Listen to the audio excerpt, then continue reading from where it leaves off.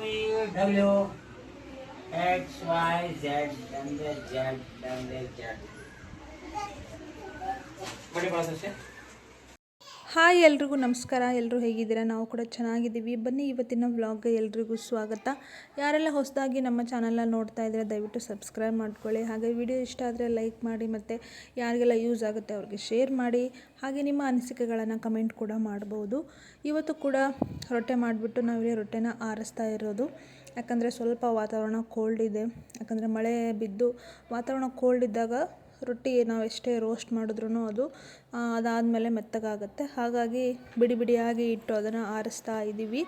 ಇವತ್ತಿನ ವಿಡಿಯೋದಲ್ಲಿ ನಾವು ರೊಟ್ಟಿನ ಹೇಗೆ ಪ್ಯಾಕ್ ಮಾಡ್ತೀವಿ ಅನ್ನೋದು ತೋರಿಸ್ತಾ ಇದ್ದೀನಿ. ಯಾಕಂದರೆ ತುಂಬ ಜನರಿಗೆ ಡೌಟ್ ಇರುತ್ತೆ, ನೀವು ಹೇಗೆ ಕಳಿಸ್ತೀರಾ, ಯಾವುದ್ರಲ್ಲಿ ಕಳಿಸ್ತೀರಾ, ಮತ್ತು ಹೇಗೆಲ್ಲ ಪ್ಯಾಕ್ ಮಾಡ್ತೀರಾ, ಅವು ಸೇಫಾಗಿ ಇರ್ತಾವ, ಮುರಿಯಲ್ವಾ ಅಂತೆಲ್ಲ. ಯಾಕಂದರೆ ಬೇರೆ ಏನಾದರೂ ಇದ್ದರೆ ಬಟ್ಟೆ ಗಿಟ್ಟೆ ಅದು ಇದು ಬೇರೆ ವಸ್ತು ಇದ್ದರೆ ಅದನ್ನ ಹೇಗಾದರೂ ಜೋಡಿಸಿ ಇಟ್ಟು ನಾವು ಕಳಿಸ್ಬೋದು.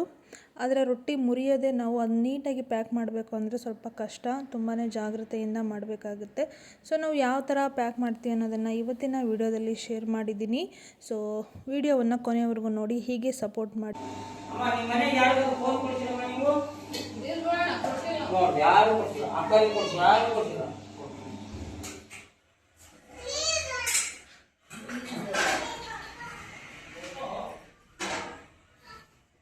ಸನಾ, ಎಲ್ಲರೂ ಬೆಳಗ್ಗೆ ಸ್ಕೂಲಿಗೆ ಹೋದ್ರೆ ನೀನು ರಾತ್ರಿ ಸ್ಕೂಲಿಗೆ ಹೋಗ್ತೀಯಾ?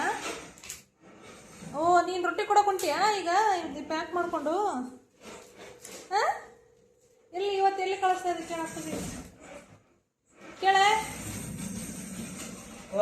ಕೊಡ್ತಿದ್ದೀವ ತಾಯಿ ಎಲ್ಲ ಮುಗಿತಾವ ನೋಡು. ಆಮೇಲೆ ರೊಟ್ಟಿ ಇಲ್ಲ, ಏನಿಲ್ಲ. ನಾಳೆ ಪಿಜ್ಜಾ ಇಲ್ಲ, ಬರ್ಗರ್ ಇಲ್ಲ, ಏನಿಲ್ಲ, ಎಲ್ಲ ಕ್ಲೋಸ್. ಮತ್ತೆ ಇನ್ನು ರೊಟ್ಟಿ ಪ್ಯಾಕ್ ಮಾಡೋದು ಸ್ವಲ್ಪ ರಿಸ್ಕ್ ಅಂತಲೇ ಹೇಳ್ಬೋದು. ಯಾಕಂದರೆ ಹೊಡಿಬಾರ್ದು, ಯಾಕಂದರೆ ದುಡ್ಡು ಕೊಟ್ಟು ತೊಗೊಂಡಿರ್ತಾರೆ. ಒಂದೊಂದು ರೊಟ್ಟಿಗೂ ಬೆಲೆ ಇರುತ್ತೆ. ಸೊ ನಾವು ಒಂದು ರೊಟ್ಟಿನ ಅದೆಷ್ಟು ಕಷ್ಟಪಟ್ಟು ಮಾಡ್ತೀವಂತ ನಮಗೆ ಗೊತ್ತು. ಯಾಕಂದರೆ ಆ ಒಂದು ರೊಟ್ಟಿಗೆ ನಾವು ಅಷ್ಟು ಬೆಲೆ ಕೊಡಬೇಕಾದ್ರೆ ನಾವು ಪ್ಯಾಕ್ ಮಾಡೋದು ಕೂಡ ಅಷ್ಟೇ ನೀಟಾಗಿರಬೇಕು ಅಂತ.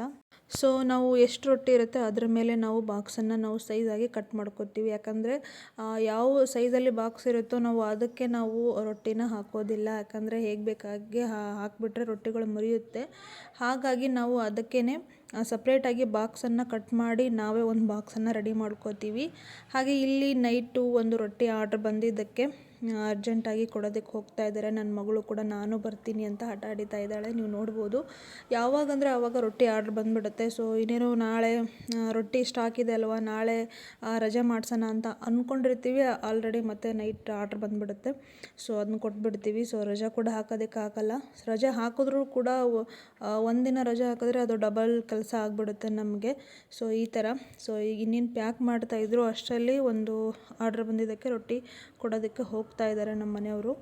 ಸೊ ಈಗ ರೊಟ್ಟಿನ ಪ್ಯಾಕ್ ಮಾಡ್ತಾ ಇದ್ದಾರೆ. ನಾರ್ಮಲಾಗಿ ನಾವು ಇಲ್ಲೇ ಲೋಕಲ್ ಕೊಡುವಾಗ ಒಂದು ಚೀಲದಲ್ಲೇ 100 ರೊಟ್ಟಿನ ಹಾಕಿ ಪ್ಯಾಕ್ ಮಾಡ್ತೀವಿ. ಆದರೆ ಹೊರಗಡೆ ಪಾರ್ಸಲ್ ಮಾಡಬೇಕಂದ್ರೆ ಒಂದು ಕವರಲ್ಲಿ ಈ ಥರ 50 ರೊಟ್ಟಿಯನ್ನು ನೀಟಾಗಿ ಪ್ಯಾಕ್ ಮಾಡಿ ಸುತ್ತ ಪ್ಯಾಚಿಂದ ಫಸ್ಟ್ ಅದನ್ನು ನೀಟಾಗಿ ನಾವು ಫಿಟ್ ಮಾಡ್ಕೋತೀವಿ. ಯಾಕಂದರೆ ರೊಟ್ಟಿ ಆ ಕಡೆ ಈ ಕಡೆ ಮಿಸ್ಗಾಡಬಾರ್ದು, ಅದರಿಂದ ಹೊಡೆಯುತ್ತೆ ಒಂದಕ್ಕೊಂದು ಟಚ್ ಆಗಿ ಅಂದ್ಬಿಟ್ಟು ಈ ಥರ ನೀಟಾಗಿ ಕವರ್ ಮಾಡ್ತೀವಿ. ಕವರಿಂದ ಪ್ಯಾಚ್ ಎಲ್ಲ ಹಾಕಿಬಿಟ್ಟು ನೀಟಾಗಿ ಪ್ಯಾಕ್ ಮಾಡಿ ಈ ಥರ ಬಾಕ್ಸಲ್ಲಿ ಹಾಕ್ತೀವಿ. ಇನ್ನು ನಾವು ಡೈರೆಕ್ಟಾಗಿ ಬಾಕ್ಸ್ ರೆಡಿ ಆದಮೇಲೆ ಅದಕ್ಕೆ ರೊಟ್ಟಿನ ಹಾಕೋದಿಲ್ಲ. ಅದಕ್ಕೂ ಮುಂಚೆ ಈ ಥರ ಕೆಳಗಡೆ ಒಂದು ಬೆಡ್ ರೆಡಿ ಮಾಡ್ಕೋತೀವಿ ಅಂತಲೇ ಹೇಳ್ಬೋದು. ಈ ಥರ ನ್ಯೂಸ್ ಪೇಪರಿಂದ ಸ್ವಲ್ಪ ಮುದ್ದೆ ಮಾಡಿ ಅದನ್ನು ಕೆಳಗಡೆ ಹಾಕಿಬಿಟ್ಟು ಅದಾದಮೇಲೆ ಒಂದು ನ್ಯೂಸ್ ಪೇಪರನ್ನು ಹಾಕಿ ಈ ಥರ. ಸೊ ನೋಡ್ಬೋದು, ಈ ಥರ ಇದ್ದಾಗ ರೊಟ್ಟಿ ಕೆಳಗಡೆನೂ ಅದು ಟಚ್ ಆಗಿಬಿಟ್ಟು ಹೊಡೆಯೋದಿಲ್ಲ. ಈ ಥರ ಪ್ರಾಪರಾಗಿ ರೆಡಿ ಮಾಡಿ ಈ ಥರ ರೊಟ್ಟಿಯನ್ನು ಹಾಕಿ ನಾವು ಪ್ಯಾಕ್ ಮಾಡ್ತೀವಿ. ಇದು 200 ರೊಟ್ಟಿ ಇದೆ. ಸೊ ಒಂದೊಂದರಲ್ಲಿ 50 ರೊಟ್ಟಿ ಇದೆ. ಸೊ ಮಿನಿಮಮ್ ನೀವು 100 ರೊಟ್ಟಿನ ಆರ್ಡರ್ ಮಾಡಬೇಕಾಗತ್ತೆ. ಅದಾದಮೇಲೆ ಅದ್ರ ಮಧ್ಯೆ ಅವು ಒಂದಕ್ಕೊಂದು ತಾಗಿ ರೊಟ್ಟಿ ಡ್ಯಾಮೇಜ್ ಆಗಬಾರ್ದು ಅಂತ ಮಧ್ಯೆ ಅಲ್ಲಲ್ಲಿ ನ್ಯೂಸ್ ಪೇಪರನ್ನು ಈ ಥರ ಮತ್ತೆ ಮುದ್ದೆ ಥರ ಮಾಡಿಬಿಟ್ಟು ಈ ಥರ ಹಾಕ್ತೀವಿ. ಇದರಿಂದ ರೊಟ್ಟಿ ಆಲ್ಮೋಸ್ಟ್ ಡ್ಯಾಮೇಜ್ ಆಗೋಲ್ಲ, ಹೊಡೆಯೋದಿಲ್ಲ ಒಂದಕ್ಕೊಂದು ಟಚ್ ಆಗಿ. ಸೊ ಇದು ನಾವು ಮಾಡುವಂಥದ್ದು. ಸೊ ಈ ಥರ ರೊಟ್ಟಿ ಚೆನ್ನಾಗಿ ಖಡಕ್ಕಾಗಿ ಬರಬೇಕಂದ್ರೆ ಅದರಿಂದ ತುಂಬಾ ಕೆಲಸ ಇರುತ್ತೆ. ಯಾಕಂದರೆ ಅದನ್ನ ಬೇಯಿಸೋದಾಗಿರ್ಬೋದು, ರೊಟ್ಟಿ ಮಾಡೋದಾಗಿರ್ಬೋದು, ಹಿಟ್ಟು ಕಲಸೋದಾಗಿರ್ಬೋದು, ಅವೆಲ್ಲವೂ ಕೂಡ ತುಂಬಾ ಮುಖ್ಯ ಆಗುತ್ತೆ. ಇನ್ನು ತುಂಬ ಜನ ನಿಮ್ಮೂರು ಯಾವುದು, ಅಡ್ರೆಸ್ ಹೇಳಿ ಎಲ್ಲಿ ಬರುತ್ತೆ ಅಂತ ಕೇಳ್ತಾ ಇದ್ರಿ. ನಮ್ಮದು ಹೂವಿನ ಹಡಗಲಿ, ಇದು ವಿಜಯನಗರ ಡಿಸ್ಟಿಕ್ಕು. ಸೊ ಇದಕ್ಕೆ ಮಲ್ಲಿಗೆ ನಾಡು ಹೂವಿನ ಹಡಗಲಿ ಅಂತೇಳಿ ಹೇಳ್ತಾರೆ.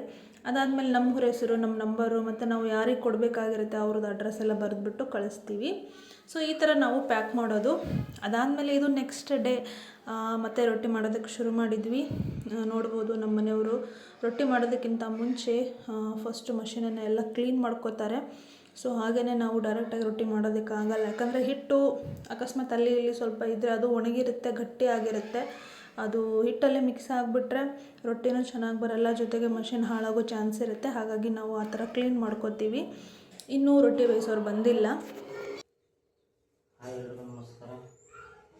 ನಾವು ಮಾಡ್ತಿದ್ದೀವಿ, ಈಗ ಮಿಷನ್ ಕ್ಲೀನ್ ಮಾಡಿದ್ದೀವಿ. ಹಿಟ್ಟು ಕಸಕ್ಕಿಂತ ಮುಂಚೆ ಮಿಷನ್ಗೆ ಕ್ಲೀನ್ ಮಾಡ್ಕೊಳ್ಳೋದು. ಒಂದು ಸ್ವಲ್ಪ ಇದು ಹಿಟ್ಟು ಹಾಕೋಬೇಕು, ಯಾಕಂದರೆ ಸ್ಥಳ ಅಡ್ಡಿ ಬರ್ತಂತಂದು. ಆಮೇಲೆ ಈ ಹಿಟ್ಟನ್ನ ಇದ್ರಾಗ ಹಾಕೋಬೇಕು, ಆಮೇಲೆ ಮಿಕ್ಸ್ ಮಾಡಬೇಕು. ಮಿಕ್ಸ್ ಮಾಡಿ ಬೆಳೆಸ್ಬೇಕು. ಅದಾದಮೇಲೆ ರೊಟ್ಟಿ ತಕ್ಕೋಬೇಕು, ಅದಾದಮೇಲೆ ಬೇಯಿಸ್ಬೇಕು, ಅದಾದಮೇಲೆ ರೋಸ್ಟ್ ಮಾಡಬೇಕು, ಅದಾದಮೇಲೆ ರೊಟ್ಟಿ ಆರಿಸ್ಬೇಕು. ಅದಾದಮೇಲೆ ಆರಿಸಿ ನೀಟಾಗಿ ಪ್ಯಾಕ್ ಮಾಡಿ ಕೊಡಬೇಕು. ಸೊ ಇದು ರೊಟ್ಟಿ ಮಾಡುವಂಥ ವಿಧಾನ. ಫಾಸ್ಟಾಗಿ ಹೇಳಿದ್ದೀನಿ. ಈಗ 9:15 9:00 ಬರ್ತಾರೆ ಕೆಲಸದವರು.